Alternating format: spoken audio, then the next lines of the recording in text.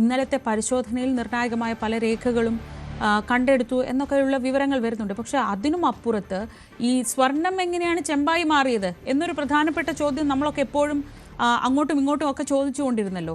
അത് അങ്ങേറെ ബഹുമാനിക്കുന്ന ശ്രീ പത്മകുമാറിന്റെ സ്വന്തം കൈപ്പടയിൽ എഴുതി ചേർത്തതാണ് ആ ചെമ്പുപാളി. പിച്ചള പോലുമല്ല, ചെമ്പുപാളി എന്ന് എഴുതി ചേർത്തത് പത്മകുമാറാണെന്ന് പറയുമ്പോഴെങ്കിലും അങ്ങേക്ക് ഇന്നലെ ഒരു ഫേസ്ബുക്ക് പോസ്റ്റിൽ കണ്ടു, ഏറെ ബഹുമാനിക്കുന്ന ഏറെ സ്നേഹമുള്ള വ്യക്തിയാണ് എന്നൊക്കെ പറഞ്ഞുകൊണ്ട് അദ്ദേഹത്തിന് വേണ്ടി എഴുതിയൊരു കുറിപ്പ് കണ്ടിരുന്നു. ആ ധാരണയിൽ എന്തെങ്കിലും മാറ്റം വരുന്നുണ്ടോ ശ്രീ രാഹുൽ? ആ ധാരണയിലല്ല, മുമ്പ് തൊട്ട് എനിക്ക് വളരെ ക്ലാരിറ്റി ഉണ്ട്. ഈ കള്ളത്തരത്തിൽ പത്മകുമാർ സാർ ഇൻവോൾവ് ആണ്. അതുകൊണ്ട് അദ്ദേഹം മുമ്പ് ചെയ്തൊരു നല്ല കാര്യം ഇല്ലാതാവുന്നില്ല. അതായത് അദ്ദേഹം വിശ്വാസികളെ സപ്പോർട്ട് ചെയ്തു എന്നുള്ളതും ശബരിമല പ്രക്ഷോഭത്തിന് ഞാനടക്കമുള്ളവരെ ശബരിമലയിൽ എത്തിക്കാൻ സഹായിച്ചു എന്നുള്ളതും സത്യമാണ്.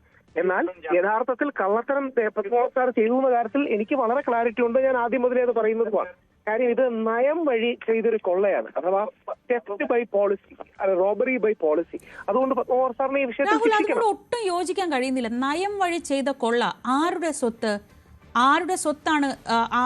ആരുടെ സ്വത്തെന്ന് മാത്രമല്ല, ഈ കോടാനുകോടി ഭക്തർ വന്ന് തൊഴുന്ന ആ അയ്യപ്പന് വേണ്ടി സംഭാവന ചെയ്ത് അയ്യപ്പൻ്റെതായ മുതൽ അടിച്ചു മാറ്റാൻ ശ്രമിച്ച ഒരാളെ എങ്ങനെയാണ് രാഹുൽ ഈശ്വറിനെ പോലെ ഒരു അയ്യപ്പ ഭക്തന് അതിനു മുൻപ് ചെയ്തത്? അതിനു മുൻപ് എന്താണ് ചെയ്തത്? വിശ്വാസ സംരക്ഷണമോ? ആർക്കു വേണ്ടിയാണ് ആ വിശ്വാസം സംരക്ഷിച്ചത്? അത് അയ്യപ്പന് വേണ്ടിയല്ലേ? അയ്യപ്പന്റെ മുതൽ കട്ട് മോഷ്ടിക്കാൻ കൂട്ടുനിന്ന ഒരാൾ വിശ്വാസം സംരക്ഷിക്കാൻ കൂട്ടുനിന്നു എന്ന് പറഞ്ഞ് അയാളെ ന്യായീകരിക്കാൻ എങ്ങനെയാണ് രാഹുലിന് കഴിയുക എന്നൊരു സംശയം ഇന്നലെ ആ ഫേസ്ബുക്ക് പോസ്റ്റ് കണ്ടപ്പോഴേ തോന്നിയതാണ്. അതിപ്പോ ചോദിക്കുന്നു എന്നേ ഉള്ളൂ. രണ്ട് കാര്യമാണ് മാഡം. ഒന്ന്, എനിക്ക് എന്ത് ചെയ്യാൻ പറ്റും? രണ്ടും സത്യമല്ലേ? ഇത് രണ്ടും നമ്മൾ എല്ലാം അറിയുന്ന സത്യങ്ങളല്ലേ? ഉദാഹരണം, തന്റെ വീട്ടിൽ നിന്ന് ശബരിമലയ്ക്ക് യുവതികളെ അയക്കില്ല എന്നും വിശ്വാസികളെയും മുഖ്യമന്ത്രി പിണറായി വിജയൻ സഖാവിനെയും ബാലൻസ് ചെയ്യാൻ നോക്കിയതും ഇദ്ദേഹം സപ്പോർട്ട് ചെയ്യാത്തത് കൊണ്ട് ഇദ്ദേഹത്തെ മറികടന്ന് വാസു സാറിനെ ഡൽഹിയിലോട്ട് വിട്ടതും ഇതെല്ലാം സത്യങ്ങളല്ലേ? ഇദ്ദേഹം വ്യക്തിപരമായി എന്നോട് ഇദ്ദേഹത്തിന്റെ ഒരു മാസത്തെ ശമ്പളം തരാമെന്നും ശബരിമലയിൽ എത്താൻ ഞങ്ങളെ സഹായിച്ചതും സത്യമാണ്. ആ മനുഷ്യൻ യഥാർത്ഥത്തിൽ ഞങ്ങളെ ദ്രോഹിച്ചതാണ്. അതൊരു വലിയ കാര്യമാണെന്നല്ല, പക്ഷെ അതിന്റെ പോയിന്റ് എന്ന് പറഞ്ഞാൽ യഥാർത്ഥത്തിൽ ആ മനുഷ്യൻ വിശ്വാസികളെ പുറകിൽ നിന്ന് വിശ്വാസ സംരക്ഷണത്തിന് കൂട്ടുനിന്ന ഒരാൾക്ക് രാഹുൽ മനസ്സ് തൊട്ട് പറയൂ, അങ്ങനെ വിശ്വാസം അയ്യപ്പനെ സംരക്ഷിക്കാൻ, അയ്യപ്പന്റെ വിശ്വാസം സംരക്ഷിക്കാൻ, അയ്യപ്പനിലുള്ള വിശ്വാസം സംരക്ഷിക്കാൻ നിന്നൊരാൾക്ക് എങ്ങനെയാണ് ഇങ്ങനൊരു കൊള്ളക്ക് കൂട്ടു നിൽക്കാൻ കഴിയുക? അല്ല, അതുകൊണ്ട് തന്നെയാണ് ഞങ്ങൾക്ക് വിഷമം. അതായത് അദ്ദേഹത്തിന്റെ കുടുംബം മാഡത്തിന് അറിയാതിരിക്കണം, ഒരുപക്ഷെ ഹരിവരാസനം എഴുതിയ കുടുംബത്തിൽ നിന്ന് വരുന്ന വ്യക്തിയാണ്. ശബരിമലയിൽ കളിച്ചു വളർന്ന വ്യക്തിയാണ്. അദ്ദേഹത്തിന്റെ അച്ഛൻ ശബരിമലയിലെ കോൺട്രാക്ടറായിരുന്നു. കൊപ്രയും നമ്മുടെ വെടിവഴിപാടും ഒക്കെ ഏറ്റു നടത്തിയിരുന്നത്. ആ മനുഷ്യൻ ഇത് ചെയ്യുന്നത് മഹാപാപമാണ്. അതിന് അദ്ദേഹം ശിക്ഷിക്കപ്പെടണം. അയ്യപ്പ വിശ്വാസികൾക്ക് ഒരിക്കലും ക്ഷമിക്കാൻ കഴിയില്ല. നമ്മളൊരു വിഷയം വരുമ്പോൾ ആ വിഷയത്തിലെ സത്യസന്ധമായ കാര്യങ്ങളല്ലേ പറയേണ്ടത്. അത് രണ്ടു വശമുണ്ടെങ്കിൽ രണ്ടു വശത്തും പറയണം. പത്മകുമാർ സാറിന് മാപ്പില്ല, അദ്ദേഹം ജയിലിൽ പോകണം. ആദ്യം മുതലേ പത്മകുമാർ സാറിന്റെ ഭാഗത്ത് തെറ്റുണ്ടെന്ന് ചൂണ്ടിക്കാണിക്കുന്ന ഒരു വ്യക്തിയാണ് ഞാൻ. പക്ഷെ ഇത് രണ്ടും സത്യമാണ്. അവിടെയാണ് ഞാൻ പറഞ്ഞത്, വാസു സാറിന് വിശ്വാസികളോട് താല്പര്യമില്ല, വാസു സാർ ഞങ്ങളെ തോപ്പിക്കാനേ നോക്കിയിട്ടുള്ളൂ. പക്ഷേ ആദ്യ പത്മകുമാർ സാർ അങ്ങനെ ആയിരുന്നില്ല. ഇതിന്റെ വിഷമം യഥാർത്ഥത്തിൽ ഒരു വിശ്വാസിക്ക് കൂടുന്നത് 2019 തുടക്ക കാലഘട്ടത്തിൽ ഞങ്ങൾ പ്രക്ഷോഭത്തിലായിരുന്നു. പോലീസ് സ്റ്റേഷൻ കയറി ഇറങ്ങുകയായിരുന്നു, അടികൊള്ളുകയായിരുന്നു. ആ സമയത്താണ് ഈ മനുഷ്യൻ കൊള്ളയ്ക്ക് പ്ലാൻ ചെയ്യുന്നത്. അതാണ് ഒരു കൈ കൊണ്ട് നിങ്ങളെയൊക്കെ പ്രോത്സാഹിപ്പിച്ചു, മറ്റേ കൈ കൊണ്ട് അദ്ദേഹം ചെമ്പുവാളി എന്ന് എഴുതി ചേർക്കുകയും ചെയ്തു. അങ്ങനെ പറയേണ്ടി വരും. അതാണ് അതിന്റെ വിഷമം. അങ്ങനെ പറയേണ്ടി വരും. അതും ആ വ്യക്തിക്ക് അങ്ങനെ ചെയ്തതിന് ഒരിക്കലും മാപ്പ് കൊടുക്കാൻ പറ്റില്ല. കാര്യം അദ്ദേഹം ഒരു ഡബിൾ ഗെയിം കളിച്ചു എന്നോ അല്ലെങ്കിൽ അദ്ദേഹം ഒരു ഡബിൾ റോൾ കളിച്ചു എന്നൊക്കെ പറയേണ്ടി വരും. അവിടെയാണ് രാഹുൽ ഈ ഘട്ടത്തിലും വിശ്വസിക്കുന്നുണ്ടോ മറ്റാരെങ്കിലും സമ്മർദ്ദത്തിന് പുറത്ത് അദ്ദേഹത്തെ കൊണ്ട് അങ്ങനെ ചെയ്യിച്ചു? അദ്ദേഹം ഒരു വിശ്വാസിയാണ്. ഇപ്പൊ രാഹുൽ ഈശ്വർ പറയുന്നത് അനുസരിച്ച് അദ്ദേഹം അവിടെ ശബരിമല അയ്യപ്പനുമായും ആ സന്നിധാനവുമായും ഒക്കെ ഇത്ര അഭേദ്യമായ ഒരു ബന്ധമുള്ള ഒരു മനുഷ്യനാണ്. അപ്പോൾ അങ്ങനെ ഒരു വിശ്വാസി, ഞാൻ കരുതുന്നത് ഒരു വിശ്വാസിക്കും താൻ ആരാധിക്കുന്ന ഡേറ്റിയുടെ വസ്തുക്കൾ എടുത്ത് തട്ടിപ്പ് നടത്താനൊന്നും ഒരു വിശ്വാസിക്കും കഴിയില്ല. ദൈവഭയമുള്ള ആർക്കും പറ്റില്ല എന്നാണ് ഞാൻ കരുതുന്നത്. ഞാനും ഒരു വിശ്വാസി ആയതുകൊണ്ട്. പക്ഷേ അങ്ങനെ ചെയ്തിട്ടുണ്ടെങ്കിൽ ഇനി അതിൽ എന്തെങ്കിലും ഒരു സമ്മർദ്ദമുണ്ട്, അങ്ങനെ ഒരു ഗൂഢാലോചന സിദ്ധാന്തം രാഹുലിന് വെക്കാൻ തോന്നുന്നുണ്ടോ? ഇല്ല, അങ്ങനെയില്ല. പക്ഷേ അദ്ദേഹത്തിന്റെ പിന്നിൽ ആരെങ്കിലും ഉണ്ടെങ്കിൽ അത് പറയേണ്ടത് അദ്ദേഹത്തിന്റെ ഉത്തരവാദിത്വമാണ്. അദ്ദേഹം ദൈവം പോലെ കാണുന്നത് ആരാണ് എന്നൊരു സംശയം രാഹുലിനും തോന്നിയില്ലേ? അത് അറിയില്ല. അദ്ദേഹത്തിന് അത്തരം പ്രയോഗങ്ങൾ പറയുന്നെങ്കിൽ ആരാണെന്ന് പറയാനുള്ള ഉത്തരവാദിത്വം അദ്ദേഹത്തിനാണ്. രണ്ട് കാര്യങ്ങൾ ഈ കാര്യത്തിൽ വ്യക്തമാണ്. ഒന്ന്, അദ്ദേഹം ചെയ്തത് മഹാപാപമാണ്, കുറ്റമാണ്. രണ്ടുമാണ്, വിശ്വാസിയുടെ കണ്ണിൽ ഇത് മഹാപാപമാണ്, നിയമത്തിന്റെ കണ്ണിൽ ഇത് മഹാകുറ്റമാണ്. അതുകൊണ്ട് അദ്ദേഹം ശിക്ഷിക്കപ്പെടണം. രണ്ട്, അദ്ദേഹത്തിന് യഥാർത്ഥത്തിൽ അദ്ദേഹത്തിന്റെ പിന്നിൽ ആരെങ്കിലും ഉണ്ട്, അദ്ദേഹത്തെ കൊണ്ട് ചെയ്യിച്ചതാണെങ്കിൽ അത് ഈ അവസരത്തിൽ തുറന്നു പറഞ്ഞില്ലെങ്കിൽ പിന്നെ എപ്പം പറയാനാ? പുള്ളിക്ക് 66 വയസ്സായി, ഇനി ഒരു ജീവിതത്തിലേക്ക് തിരിച്ചു വരവില്ല. ജീവിതകാലം മുഴുവൻ തിരുവിതാംകൂർ ദേവസ്വം ബോർഡിന്റെ ചരിത്രത്തിൽ അറസ്റ്റിലാകുന്ന ആദ്യ പ്രസിഡന്റുമാരാണ്. Technically speaking Padmakumar sir, Vasu sir commissioner ആയിരുന്ന കാലത്തെ അറസ്റ്റാണ് രേഖപ്പെടുത്തിയിരിക്കുന്നത്. അതുകൊണ്ട് തിരുവിതാംകൂർ ദേവസ്വം ബോർഡിന്റെയും കേരളത്തിന്റെയും ചരിത്രത്തിൽ അറസ്റ്റ് ചെയ്യപ്പെടുന്ന ആദ്യ പ്രസിഡന്റ് പത്മകുമാർ സാറാണ്. ഇനിയും തീർന്നില്ല, ഇത് ഒരു കേസേ ആയിട്ടുള്ളൂ.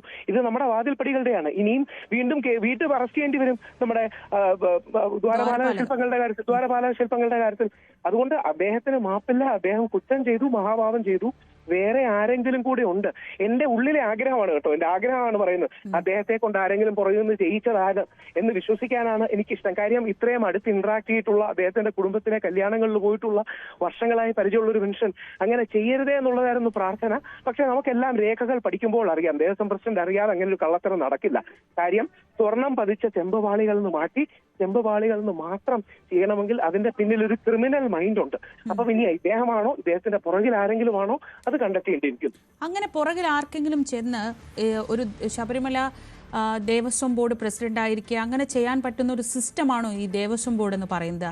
നമ്മൾ അതിനല്ലല്ലോ ഇവരെ വിശ്വസിച്ച്, കോടതി തന്നെ പറഞ്ഞിട്ടുണ്ട്, അയ്യപ്പന്റെ സ്വത്തും അവിടെയുള്ളതെല്ലാം സംരക്ഷിക്കേണ്ട ഉത്തരവാദിത്വമായിട്ടാണല്ലോ അങ്ങോട്ടേക്ക് ഒരു ദേവസ്വം ബോർഡിനെ നമ്മൾ നിയോഗിച്ച് അവിടെ ഒരു പ്രസിഡന്റിനെയും ഒരു സിസ്റ്റത്തെ തന്നെ അവിടെ നിയോഗിച്ച് വെക്കുന്നത് അതിനാണല്ലോ.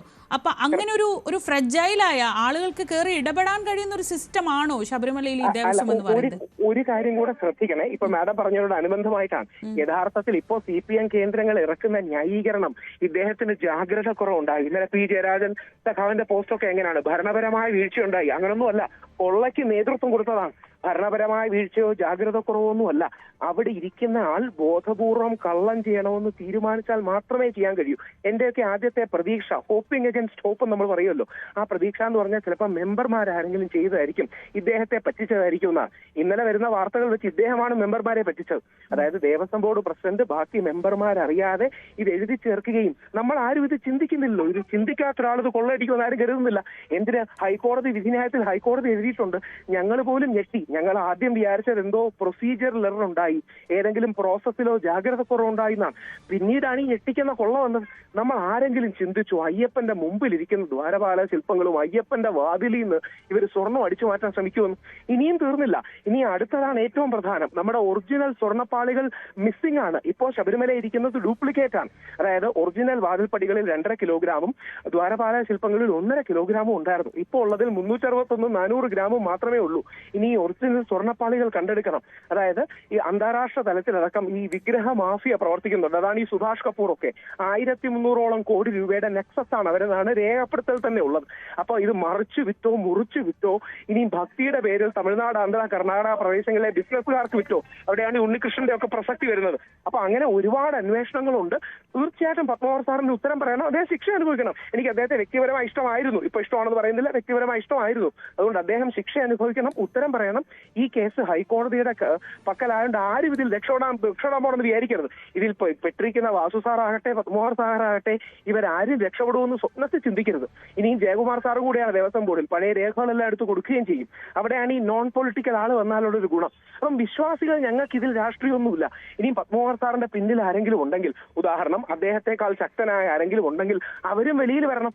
ഇതുവരെ ഹൈക്കോടതിയിൽ അങ്ങനെ ഒരു രേഖയിൽ ഹൈക്കോടതിയുടെ വാദഗതികളിലോ ഹൈക്കോടതിയുടെ നിരീക്ഷണങ്ങളിലോ വന്നിട്ടില്ല. പക്ഷെ അതും കൂടി നമ്മൾ കണ്ടുപിടിക്കണം. ഓർക്കുക, അമ്പലവും പള്ളിയും ഒക്കെ സേക്രഡ് കേന്ദ്രങ്ങളാണ്. അവിടെ നിന്ന് സ്വർണം മോഷ്ടിക്കുന്നവർക്ക് മാപ്പില്ല. ഇതൊരു ബാങ്കിൽ നിന്ന് സ്വർണം മോഷ്ടിക്കുന്ന പോലും അല്ല, അതും തെറ്റാണ്, അല്ലെന്നല്ല. പക്ഷേ അമ്പലത്തിൽ നിന്ന് മോഷ്ടിക്കുന്നത് മഹാപാപമാണ്. അതിന് ഇവര് ശിക്ഷ അനുഭവിക്കണം. ഇനിയെങ്കിലും പത്മകുമാർ സാറോ കുടുംബവും ഇത് കേൾക്കുകയാണെങ്കിൽ അവർ ഈ കുറ്റവും, അല്ലെങ്കിൽ പത്മകുമാർ സാർ കുറ്റവും തെറ്റും ഏറ്റു പറയാൻ തയ്യാറാകണം. കാര്യം അദ്ദേഹത്തിന് ഇനിയും ചരിത്രത്തിൽ മാപ്പില്ല. ഇത്രയും സീനിയറായ ഒരു മനുഷ്യനുമാണ്, ഇനിയൊരു തിരിച്ചുവരവുമില്ല. അതുകൊണ്ട് ഈ സത്യം തുറന്നു പറഞ്ഞ് വേറെ ആരെങ്കിലും ഉണ്ടെങ്കിൽ, ഉണ്ടോന്നറിയില്ല, ഉണ്ടെങ്കിൽ അതും കൂടി പറയാൻ അദ്ദേഹം ബാധ്യസ്ഥനാണ്. ഇതിൽപ്പെട്ടവരാരും രക്ഷപ്പെടാൻ പോകുന്നില്ല. കാര്യം അത്ര ഹൈക്കോടതിയാണ് ഇതിലെ പരാതിക്കാരൻ. നമ്മൾ അതും കൂടെ മറക്കരുത്. ഈ കേസിന്റെ പരാതിക്കാരൻ ഹൈക്കോടതിയാണ്. സുവോമോട്ടോ കേസെടുത്ത് 2 ഹൈക്കോടതി ജഡ്ജിമാരാണ് ഇത് മുമ്പോട്ട് കൊണ്ടുപോകുന്നത്. അപ്പം ട്രയൽ കോടതികളെല്ലാം അത്തരം കാര്യങ്ങളും കൂടെ സ്വാധീനിക്കപ്പെടും. ഇപ്പം പലരും ഇതിൽ വിചാരിക്കുന്നത് ട്രയൽ ഘട്ടത്തിൽ വരുമ്പോൾ രക്ഷപ്പെടാമെന്നാണ്. പഴയ രേഖകളൊന്നും കാണിക്കാതെ ട്രയൽ ഘട്ടത്തിൽ വരുമ്പോൾ രക്ഷപ്പെടാമെന്നും പ്രായമായതുകൊണ്ട് ഇവർക്ക് ജാമ്യം എടുക്കാമെന്നൊക്കെ ആയിരിക്കും മറുഭാഗത്തെ ആൾക്കാർ വിചാരിക്കുന്നത്. അതൊന്നും നടക്കാൻ പോകുന്നില്ല. അതുകൊണ്ട് സത്യങ്ങൾ പറഞ്ഞ് നിയമത്തിന്റെ കണ്ടിൽ അദ്ദേഹം തെറ്റുകാരനാണ്. അയ്യപ്പനോട് സമസ്താപരാധം പറഞ്ഞ് അദ്ദേഹം ഇതിലെ സത്യങ്ങൾ പുറത്തു പറയണമെന്നാണ് അദ്ദേഹത്തെ ഒരു കാലത്ത് ഇഷ്ടപ്പെട്ടിരുന്ന ഒരു വിശ്വാസി എന്ന രീതിയിൽ എന്റെ അഭ്യർത്ഥന.